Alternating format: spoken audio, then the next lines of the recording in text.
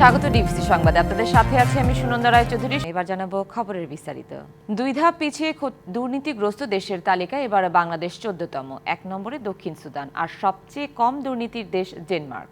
জার্মানির বার্লিন ভিত্তিক আন্তর্জাতিক সংস্থা ট্রান্সপারেন্সি ইন্টারন্যাশনাল দুর্নীতির ধারণাসূচক প্রতিবেদন 2024-এ এমন চিত্র উঠে এসেছে।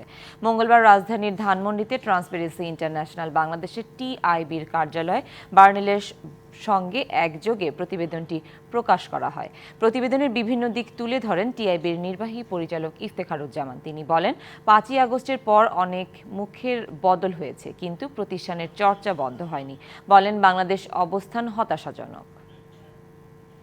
এখন যেটা অপরিস্থিতি দেখছি, আবার 5 আগস্ট থেকেই আপনারাও জানেন, আমরাও জানি, একই জিনিস কোনো কোনো ক্ষেত্রে দলবাজি, দখলবাজি, চাঁদাবাজি শুরু হয়েছে। শুধু মানুষের ব্যক্তির পরিবর্তন হয়েছে, ব্যানারের পরিবর্তন হয়েছে, কিন্তু চর্চার পরিবর্তন হয় নাই।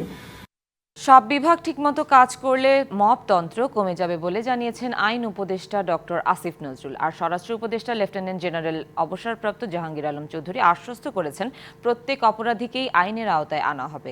মঙ্গলবার সকালে রাজধানীর রাজারবাগে পুলিশ অডিটোরিয়ামে পরিবর্তিত পরিস্থিতিতে মানবাধিকার ও পরিবেশের ওপর গুরুত্ব সহ আইন প্রয়োগ বিষয়ে কর্মশালায় এসব কথা বলেন তারা। স্বরাষ্ট্র উপদেষ্টা আরও বলেন, অপারেশন ডেভিল হান্টে যেন কোনো অপরাধী ছাড় না পায় তা নিশ্চিত করতে হবে। অনুষ্ঠানে উপদেষ্টারা বলেন, শান্তি শৃঙ্খলা রক্ষায় বিভিন্ন বাহিনী ও বিচার বিভাগের সমন্বয়ে সন্ত্রাসীদের বিরুদ্ধে ব্যবস্থা নিতে হবে, যেন জামিন পেয়ে আবার অপরাধে না জড়ায় কেউ।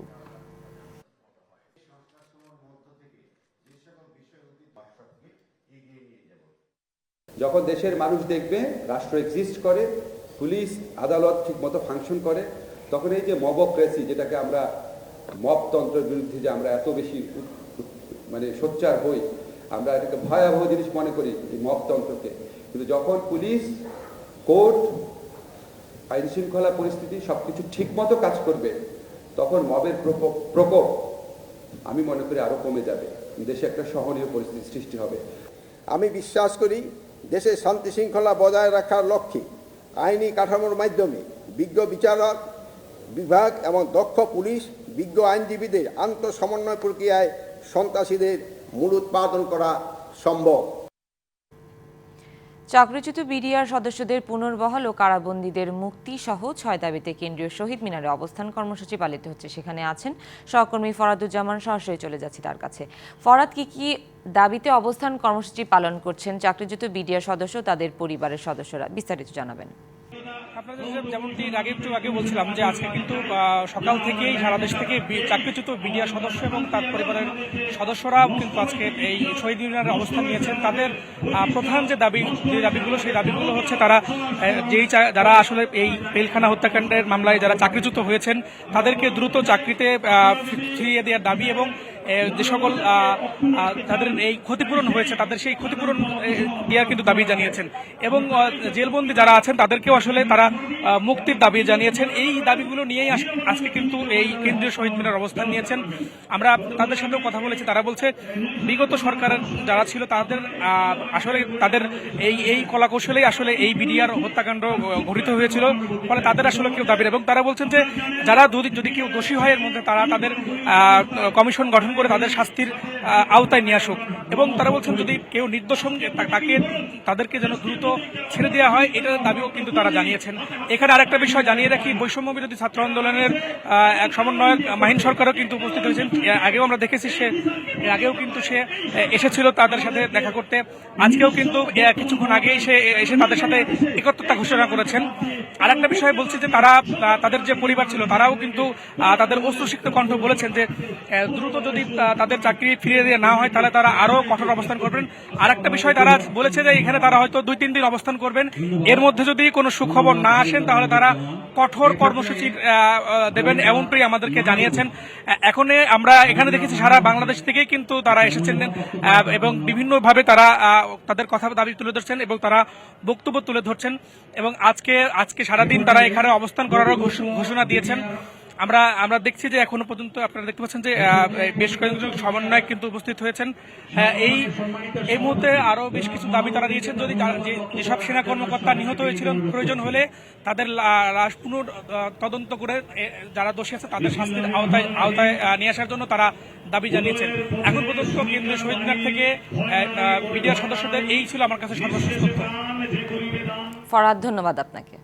নিয়োগের দাবি নিয়ে আজও রাজধানীর শাহবাগের সড়কে অবস্থান নিয়েছেন প্রাথমিক বিদ্যালয়ের শিক্ষকরা। এর আগে রাতে তারা কেন্দ্রীয় শহীদ মিনারে অবস্থান করেন। প্রায় 1.5 ডজন নিয়োগ সুপারিশের পরীক্ষার পরও মাত্র 5টি গণবিজ্ঞপ্তিতে নিয়োগের প্রহসন করেছে বলে অভিযোগ করে শিক্ষকরা। দ্রুত আমলাতান্ত্রিক জটিলতা নিরসন করে নিবন্ধিত শিক্ষকদের নিয়োগের ব্যবস্থা করা দাবি জানান তারা।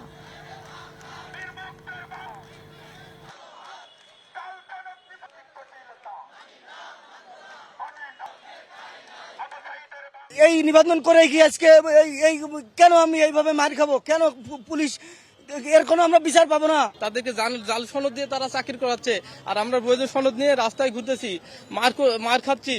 আমাদের কয়েকজন হাসপাতালে ছিল, একজনের মাথাও ফেটে গেছে, মানে আমরা অনেক ক্ষতিগ্রস্ত হয়েছি। কিন্তু সেই খবরগুলো আসলে মিডিয়া ওইভাবে প্রচার করেনি, কিছুটা ভুল প্রচার হয়েছে। শিক্ষামন্ত্রী, এনটিআরসি চেয়ারম্যান, সচিব সহ আমলাদের যোগ সাজসে তাদের নিজস্ব লোকজন দিয়ে যেভাবে টাকা দিয়ে 60,000 জাল সনদ এবং 48,000 কোটি টাকার সনদ বাণিজ্য হয়েছে। রাতভর কেন্দ্রীয় শহীদ মিনারে থাকার পর সকাল থেকে শাহবাগে এনটিআরসিএ নিবন্ধিত প্রত্যাশী শিক্ষক পরিষদের সদস্যরা অবস্থান কর্মসূচি পালন করছেন। সেখানে আছেন সহকর্মী মাহমুজা বৃষ্টি। সরাসরি চলে যাচ্ছি তার কাছে। বৃষ্টি, কি অবস্থা শাহবাগে? শিক্ষকদের কর্মসূচির বিষয়ে বিস্তারিত জানাবেন। সুনন্দা, আপনি দেখতে পাচ্ছেন আমার পেছনে যারা অবস্থান নিয়েছেন তারা হচ্ছে এনটিআরসি কর্তৃক যে সুপারিশ পাওয়া, সনদ পাওয়া শিক্ষক তারা, আর পাশেই হাতের বাম পাশেই কিন্তু রয়েছে সহকারী শিক্ষক যারা আছেন নিয়োগের প্রত্যাশিত, তারাই কিন্তু অবস্থান কর্মসূচি পালন করছেন। আমরা যদি বলি শাহবাগে এই মুহূর্তে 2টি অবস্থান কর্মসূচি চলছেন, তবে সচেষ্ট অবস্থানে রয়েছেন আইনশৃঙ্খলা বাহিনী। চতুর্দিকেই কিন্তু তারা পাহারা বসিয়েছেন, তারা যথেষ্ট অবস্থান নিয়ে রেখেছেন। এছাড়া আমরা কিছুক্ষণ আগে দেখতে পেরেছি যে এখান থেকে শাহবাগ থানা যে ইনচার্জ আছেন তিনি এসে কিন্তু এই এনটিআরসি এর একটা প্রতিনিধি দলকে 4 থেকে 5 জনকে নিয়ে গেছেন। তাদের সাথে যে সমস্ত ফাইল কাগজপত্র ছিল সেগুলো নিয়েই কিন্তু নিয়ে গেছেন। নিয়ে যাওয়াতে তাদেরকে নিয়ে গেছে, কোথায় নিয়ে গেছে ঠিক এখন এখানকার যারা আছেন তারা বলছেন যে সচিবালয়ে নিয়েছে, হয়তো আলোচনার মাধ্যমে কোনো সমাধান হবে। আমরা আসলে যদি একটু কথা বলি এখানে যে আছেন, একটু জানতে চাই আসলে আপনাদের এখন বর্তমান পরিস্থিতি আর কি চান। ডিবিসি নিউজকে আজকে আমাদের লাইভ প্রকাশ করার জন্য। আমরা 1 থেকে 12তম এনটিআরসি এর নিয়োগ বঞ্চিত। আমরা দীর্ঘদিন এনটিআরসি এর বৈষম্য শিকার হয়ে রয়েছি। আমরা এর আগে গত 200তম দিন পর্যন্ত এই শাহবাগে আমরা আন্দোলন করেছিলাম, কিন্তু গত ফ্যাসিস্ট সরকার আমাদেরকে একটা মিথ্যা আশ্বাস দিয়ে আমাদেরকে এখান থেকে তারা নিয়োগ বঞ্চিত করে এবং শাহবাগতে পাঠিয়ে দিয়েছিল। এখন আমরা এনটিআরসি এর নিয়োগ বঞ্চিত 1 থেকে 12তম, খুব একটা বেশি জন আমরা নাই, মোটামুটি 10 থেকে 12,000 মতন নিয়োগ বঞ্চিত রয়েছি। আমরা এই 1 থেকে 12তম আমরা সরাসরি এনটিআরসি এর আমরা নিয়োগ প্রত্যাশী। এবং আরেকটু কথা বলে রাখি, গত আমরা 21 এবং 22শে ডিসেম্বর আমরা এনটিআর অফিসের সামনে আন্দোলন করেছিলাম। সেখানে ডাক্তার ইউনূস স্যারের এপিএস সাব্বির আহমেদ তিনি আমাদের নিয়োগের জন্য নিশ্চয়তা এবং সুপারিশ করে গেছে। তাহলে এনটিআরসি এর কিছু গুটি কয়েক আমলারা যারা গত ফ্যাসিস্ট সরকারের মানে নিয়োগ, তারা আমাদের এই নিয়োগের জন্য বাধা হয়ে দাঁড়াচ্ছে। কাজে আজকে আমরা আমাদের নিয়োগের জন্য গ্রেজুয়েট প্রকাশের জন্য এখানে আমরা গতকাল থেকে আন্দোলন। আপনাকে আসলে সুনন্দা, আপনি শুনতে পাচ্ছেন, আমরা যতটাই শুনছি, যতজনের সাথে আমরা কথা বলছি, প্রাথমিক এবং এনটিআরসি শিক্ষক সবাই বলছেন আমলাতন্ত্র জটিলতার কারণে কিন্তু তাদের চাকরি জীবনে তারা ফিরতে পারছেন না, নিয়োগ পাচ্ছেন না। অচিরেই এই সমস্যার সমাধান হবে বলেই প্রত্যাশা করছেন আন্দোলনকারীরা। বৃষ্টি, ধন্যবাদ আপনাকে। কার্ডধারীদের পাশাপাশি কার্ড নেই এমন পরিবারের মাঝেও আসন্ন রমজান উপলক্ষে ভর্তুকি মূল্যে টিসিবির পণ্য সরবরাহ করা হবে বলে জানিয়েছেন বাণিজ্য উপদেষ্টা শেখ বশিরউদ্দিন। সকালে খুলনার শিববাড়ি মোড়ে ভ্রাম্যমাণ ট্রাকের মাধ্যমে কার্ড নেই এমন পরিবারের মাঝে টিসিবির বিক্রি কার্যক্রম উদ্বোধনের সময় তিনি একথা বলেন।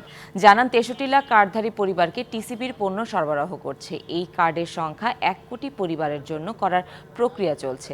কার্ড নেই এমন 12 লাখ পরিবারের মাঝে রমজান উপলক্ষে এই পণ্য সরবরাহ করা হবে। সেজন্য আরও অতিরিক্ত 9,000 মেট্রিক টন পণ্য সরবরাহের লক্ষ্যমাত্রা নির্ধারণ করা হয়েছে।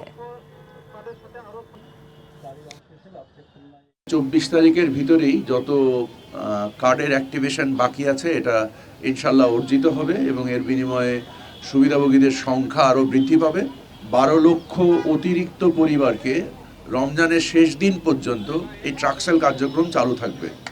সংবাদ এই ছিল এখনকার মতো। ডিবিসি নিউজের সংবাদগুলো পড়তে ভিজিট করুন dbcnews.tv আর ভিজিট করুন ডিবিসি নিউজের ফেসবুক পেজ এবং ইউটিউব চ্যানেল। সাথেই থাকুন।